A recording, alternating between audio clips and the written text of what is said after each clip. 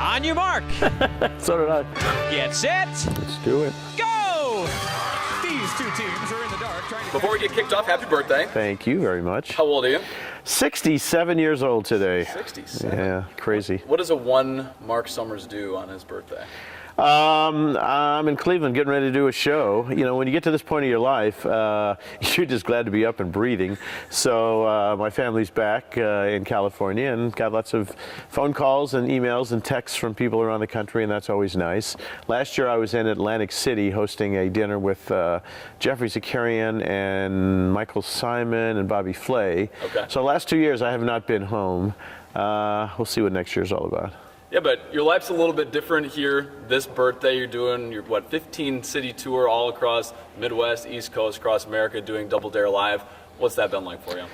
Somewhat amazing in that I did not expect the reaction that we're getting. In many ways, it's a nostalgia show instead of a kid show. It's a family show. But the other day we were doing a little meet and greet where people paid to have pictures taken with us, and this 11-year-old kid said, "You just made my parents' lives." And so the parents are dragging the kids, but I do some competitions up on stage, and when I have the kids up versus the adults are definitely more excited to be here. That's what I was going to ask. I was getting to that. What's it like to be able to bridge that gap for a parent who grew up watching you in the 80s when they were 9, 10, 11 years old on Nickelodeon, now that they're able to bring their kids and being able to experience that with this whole new generation? What's that like to Second generation is what this is all about, and every night people say, I was the same age they are now when I started watching this show. And you don't realize, I mean, it's 32 years since we started. I was 34 when we started this show. And my kids were little, and now I have grandkids. So I can identify with what's going on. And there's not a lot of family shows out there. I mean, you can take your kids to an ice show or a circus or, you know, any number of things. I mean, my grandson's into Paw Patrol, which is, you know, another Nickelodeon project that kids are just mesmerized with. But there's not a lot of shows where moms and dads and kids can go and play together and get messy and laugh about it and run an obstacle course. I mean, every time I bring people on stage, I'll say, "What do you want to do?" They want to pick the nose. It's hysterical. That may be the most iconic obstacle we have. The most iconic nose in all of showbiz. Now that Jimmy Durani's dead, and you don't know who that is, so yeah. I do not. Yes. No, absolutely. Google it. Yeah, I'll have to. Where does this cult following, though, from Double Dare come from? You know, it started, you know, in the 80s, and then there was another reboot in the 90s, and now this reboot again here in 2018. Where does this cult following come from? There's been other game shows, but I feel like whenever you bring up Double Dare and Marc Summers, that people light up. The nostalgia thing is big right now. Certainly bringing back, you know, many sitcoms, and I was after Nickelodeon for years to bring this thing back, and they kept saying no, no, no, no, no. And in April, I got an email that said, "Call us," and they said, "Your persistence has paid off." So here we are. I guess it reminds people of a particular time in their lives growing up that they had fun. And the one thing I always used to hear is, "I wanted to be on your show so bad, but my parents wouldn't do it."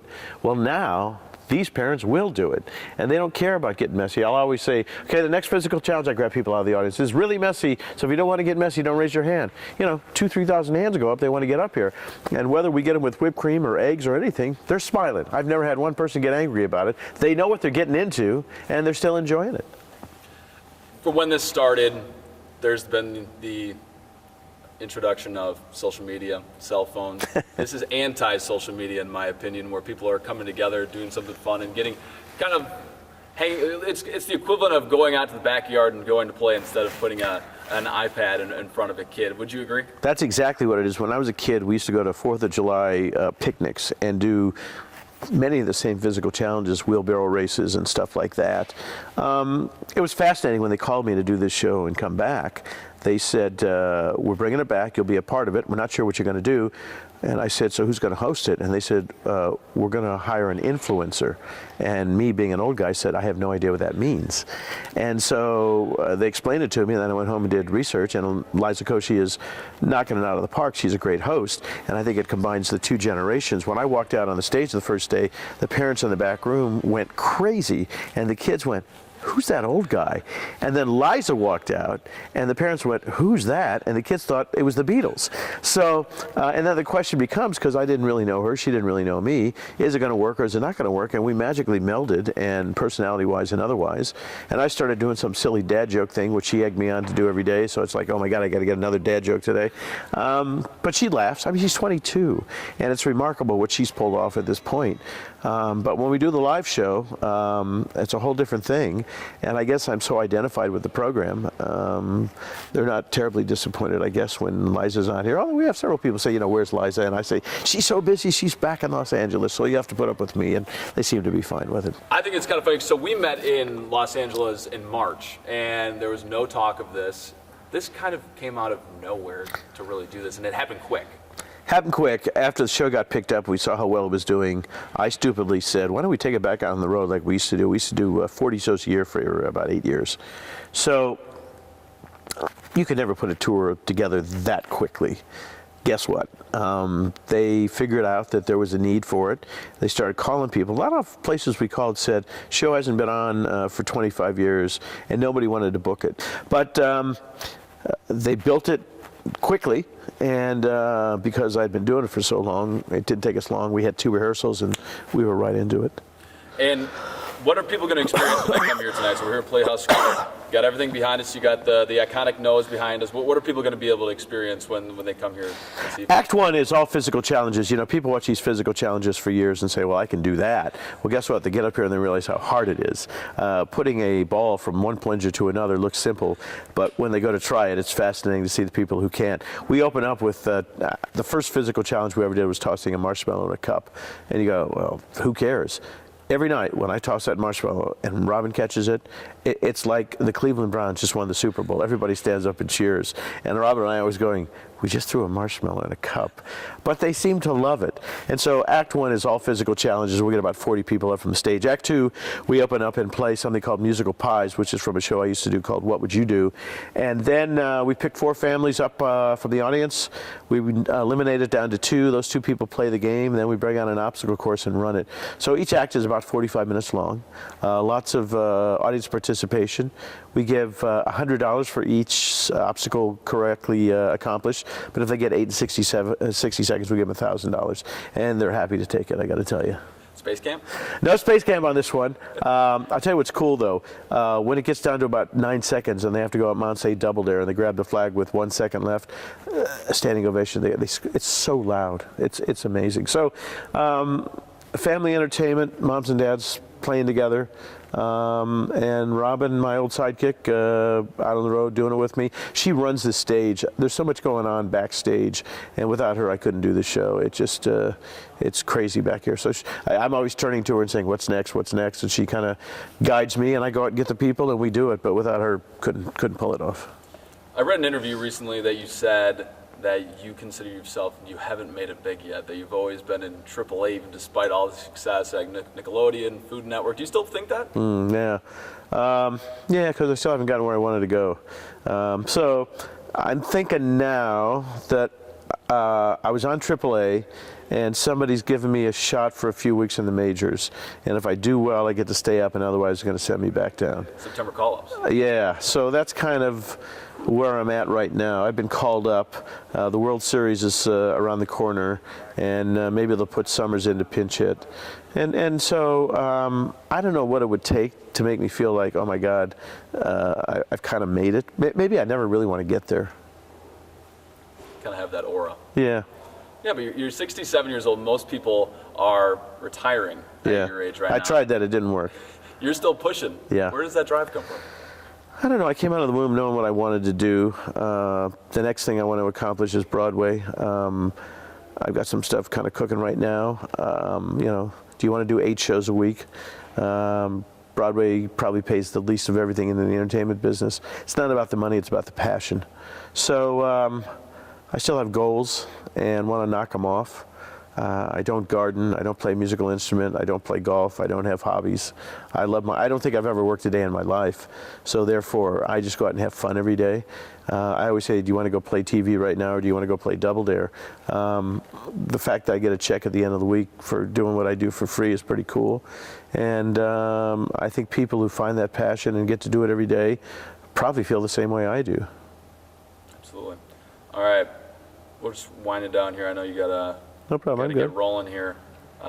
Maybe just a few quick hitters. Sure. Is there any better feeling than being able to pie a 9-year-old in the face? Is there any better feeling than pieing a 9-year-old? You know what? I'd rather pie an adult than a 9-year-old. I can get a 9-year-old to pie himself.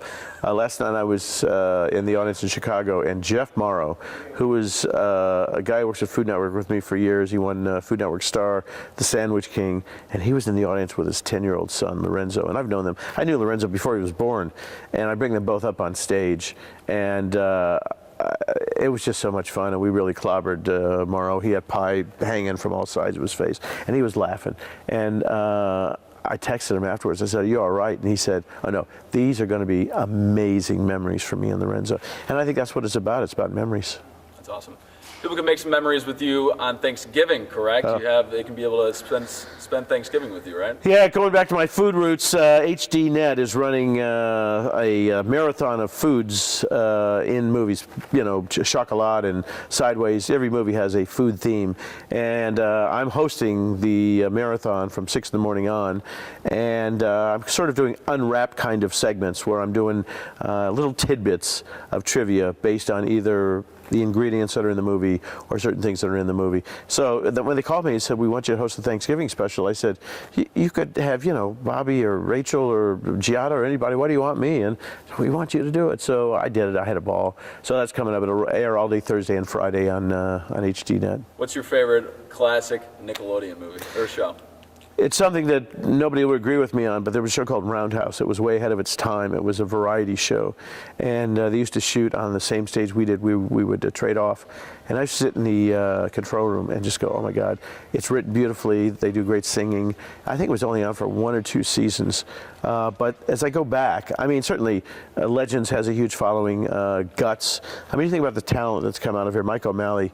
This guy has, he's done it all. He produces TV, he writes television shows, he stars in major motion pictures. So Mike O'Malley may be the most successful Nickelodeon alum from Guts. There were so many good shows back in the day, and I'd be curious to see if they brought them all back. Same thing with Food Network. You know, for 10 minutes we had discussions of bringing Unwrapped back, and then that went away. But I think if we brought Unwrapped back and do some Emerald Live, the nostalgia factor would kick in there just as much as it's kicking in here.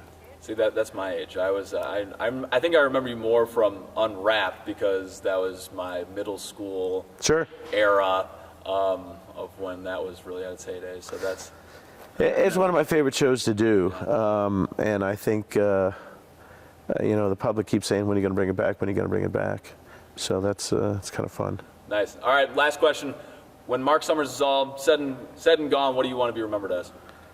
Oh, I don't think anybody cares. I care. No, you know, they asked Rodney Dangerfield. Here was this very successful stand-up comic, and he had a heck of a career.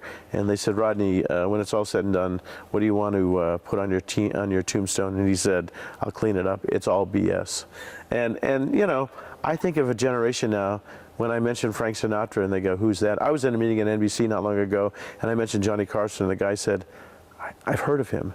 So here are these superstars in my era, but you know, Jack Benny and George Burns means nothing to you, but it meant something to me. So I think each generation turns over. So you know, I'll stick around for a few years, and then they'll do the obituary, and they'll say, "Kid show host Marc Summers passed away," and people go, "Oh, really?"